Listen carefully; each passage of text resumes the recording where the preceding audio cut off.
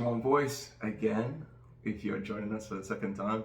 If it's the first time, welcome to One Nation One Voice, my fellow Nigerian countrymen.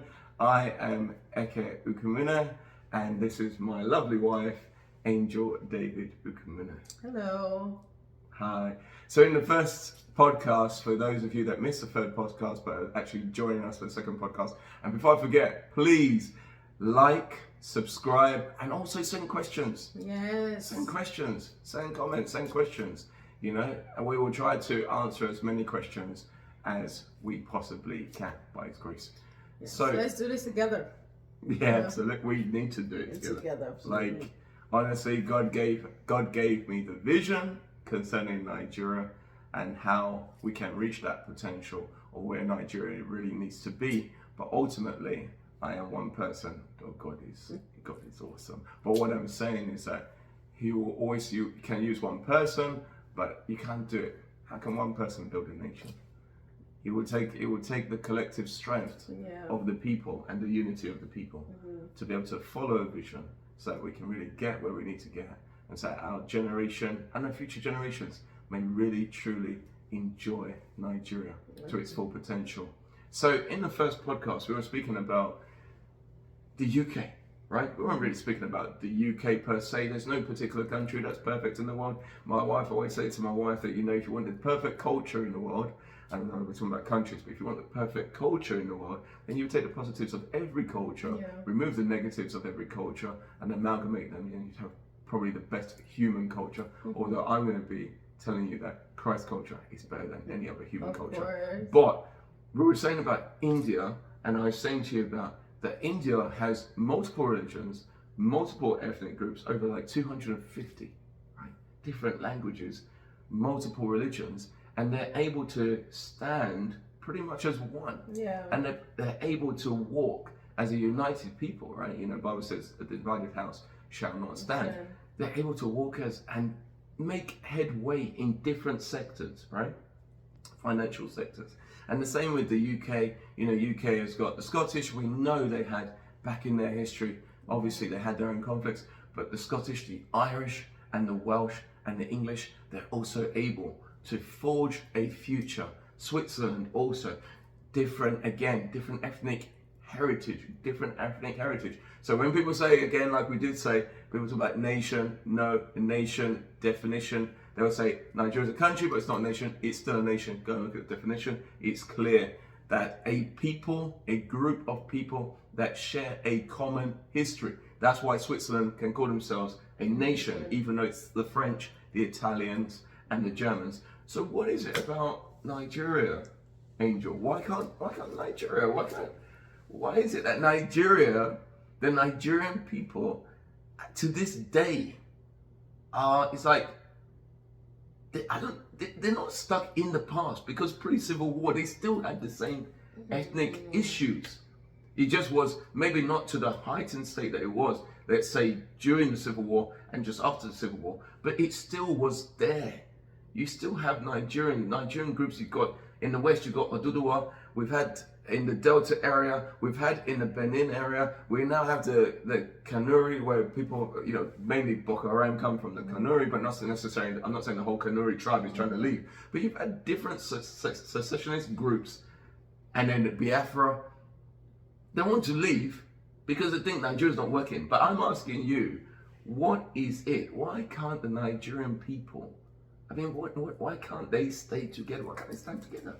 Asking that question. But, I was just thinking back to something that we said before, is that, when you look at it, actually, like, every country is technically man-made, except for the one that was made by God. Yeah. It really, it's just countries, people coming together, countries, but like people coming together, and this is the land. We call it this. We call it the United States of America. We call it Canada, and this is where we're dwelling, right? Yeah. And of course, we know we have little fights about originals and stuff. That's a different conversation. But I'm trying to say, like, they just made it work. Yeah. Like, we're in Canada, we're making it work. We're in the United States of America, we're making it work. Yeah. And that's the main thing that we need to have.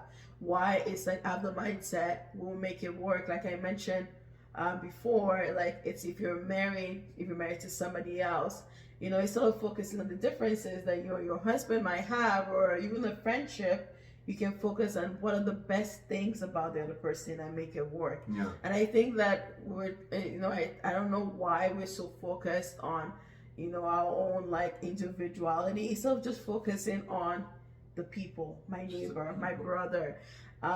That's my brother. That's another person. That's another human being. It's another human being. And we look at our cultures and celebrate our cultures and say, okay, you know what, this tribe, that tribe, let's come together and make Nigeria work. Yeah. And I think the idea of leaving this whole separatist mindset is actually from the enemy, and it's going contrary to what God and the plan that He has for Nigeria. 100%. But also, when you look at the world, sometimes it's not always good to separate just because things are.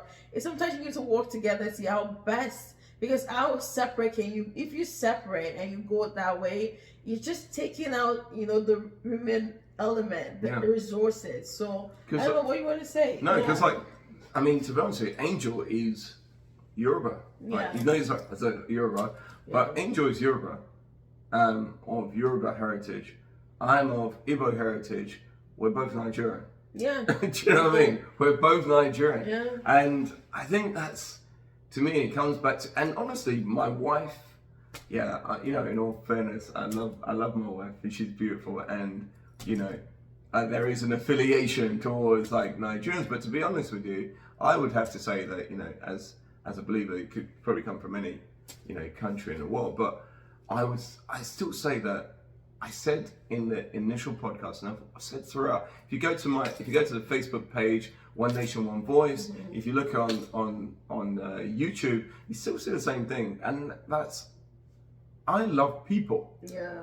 I see people as human beings. If I see someone who is in a situation that needs help, I don't think to myself, oh my gosh, that's a Jew, I can't help him. Oh, this is a Muslim, I can't help them. This is a Hindu, or this is a Punjab, I can't help them. That doesn't even cross my mind. I just see a human being that either that we can relate with, or I can help, or maybe they will help me. I don't know. Do you see what I'm trying to say? I just see people. When I'm on the ground in Nigeria, like even when I'm in the UK, even when I'm in other parts of the world, and I see Nigerians, I'm always so happy when I hear that Nigerian accent. I'm like, yo, it's my people. I find a way to get in there, to get over there, and to talk to them and to greet them. It's the same way that when I'm in Nigeria, no matter where I am, I'm always, you know this, I'm always with the people, right? I love the people. So to me, I don't see these, I don't see tribes, I think, in the same way that Nigerians see it. Or some Nigerians, not all Nigerians. Some Nigerians are nationalists, right? And whether they come from, the northern part of the country or the southern part of the country, right? They are nationalists. There are some Nigerians that are nationalists. Please, wherever you are, please start to come forward. Start to come forward. May the nationalist Nigerians start to stand up. Seriously, those are the people that they already have my heart. Okay, Angel. Well, we'll cut that out. But I don't even like the song. But they already have my heart. So what I'm saying is, when I'm on the ground, I'm not looking and thinking, oh, this is a Yoruba person I don't want, or this person is Hausa I don't. No. Even when I was in university in Kent, right? Even when I was in university in Kent, I was always like, I was just drawn. I don't care if you're Hausa, you're Kanuri, you're Tib. I don't care. To me, you're just Nigerian. Yeah. You're just Nigerian. And I tell you, outside of Nigeria, right, I didn't say it this way, but the Westerners, right, they don't even care. Black. You're just black. You're black. Right? Don't big up yourself. They don't even care. They don't care whether you think you are this tribe or that tribe. They don't care. And for the ones that really don't like black people, they definitely do not care. Right? So honestly, like Nigerians, we need to get out. It's a mentality that requires changing. It definitely needs to be changed. It also like, I think that it starts with our families. It starts with our, that's why it's like our individual lives as well. I think that a lot of even like stereotypes, I know we've kind of like partook of some, stereotypes. We make fun, we make jokes, but those stereotypes should not be reasons why you are not fellowshipping with your fellow brother or sisters. And I remember our experience was, when my parents are not tribalistic in any form, and I know your family. No. Like, we never. So for me, I have a very different mindset. We're all Nigerians, and I'm just hearing a little bit more now and seeing more of this kind of separatism thing coming out. But I think it also came out from pain as well. 100%. Yeah. Which we understand, right? And we sympathize or empathize. Well, really. we sympathize, right? We definitely sympathize with that because a lot of pain, yeah. a lot of things that were wrongfully done to different tribes, and so from that, I think that's where the sentiment comes from. It was always there, and it goes back to the Civil War, maybe even beyond that as well. It predates that, and it was just a lot of divide, and it just slowly started to grow where we feel like we can trust that tribe, we can trust them, but also, sorry, honey, I wanted to say something. Yeah. But I also feel like the leaders also feed in on that. Divide and rule. Because if you look at it's something that we said in our own time, it's like rich people do not care what tribe you're from. No, do not care. They do not care they just care about the value that you bring to them. 100%. If you have value, it don't matter if you're this or that, they give you. But what they would do is, put the mindset into other people. You see them, they're friends. They're all friends. They're in the same club, in the same house, the same thing, the same parties. And they're all doing the same thing, the same business deals. Yeah. They're passing from one to another because they know that if we create division, if we keep feeding division, people would keep remaining in the same spot. They'll remain in the same spot, and it's just like what you just used about parties, and I'm going to talk about we're going to talk about political parties, because the truth of the matter is that if they were so different, then you won't get politicians jumping from different parties, APC to PDP. Trust me, I don't think there's anyone necessarily. I don't think the majority of APC or PDP will come and join One Nation, One Voice, because we're talking about pro-reconstruction. We're talking about starting overhauling Nigeria and changing the system, the corrupt system, right?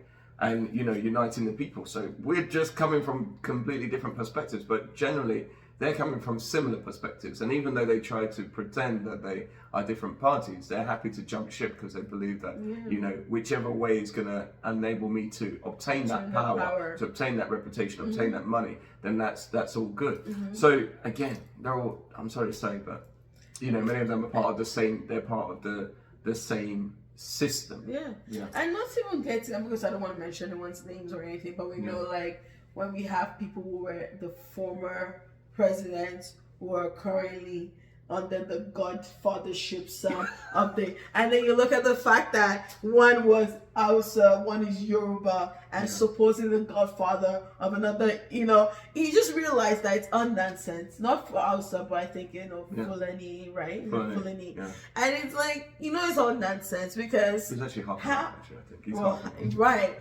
And it's like, one is that and one is that. You're like, when you think about it, no, why are we the ones that care? They're not even... They don't care. They don't care. They don't care. Look, let's be honest. When they're cutting that national cake, and let us, I mean, it's just ridiculous. Anyway, we'll talk about corruption at some point in time, but when they're cutting that national cake, they're all friends. They don't care what ethnic group they come from then. They don't care what religion that they're saying they stand by then, right?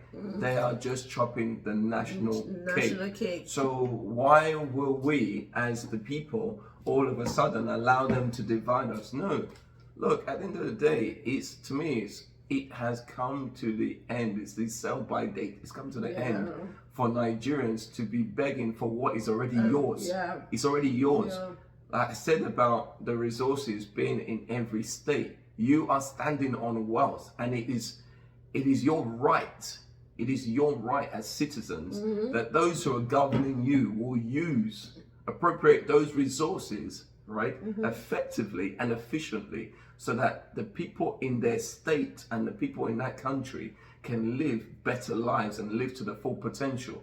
That is just that simple. And it's not only the citizens that are suffering. Honestly, we'll touch on many different things, but it's not just the citizens that are suffering, because when we start to talk about security, we have to look at other things. It's not just the citizens. Even those in uniform are suffering. Even the police, even the soldiers. What about the soldiers? When they die, their families don't even get welfare. What is that? Is someone going to tell me what is going on? You know, it's high time that we as Nigerians, we stop thinking from an isolational perspective. It's not just tribe, it's not just my family. Oh, as long as there's no harm to my family, as long as there's no harm to my tribal group. No. When I see people, you know, being killed, bombs, attacks, people being killed, women being raped, all kinds of crazy things that happen in different parts of the country, in the northern part of the country, I don't think, oh, you know what, because it's happening in the northern part of the country, Angel, oh, I'm not concerned. How can you see suffering?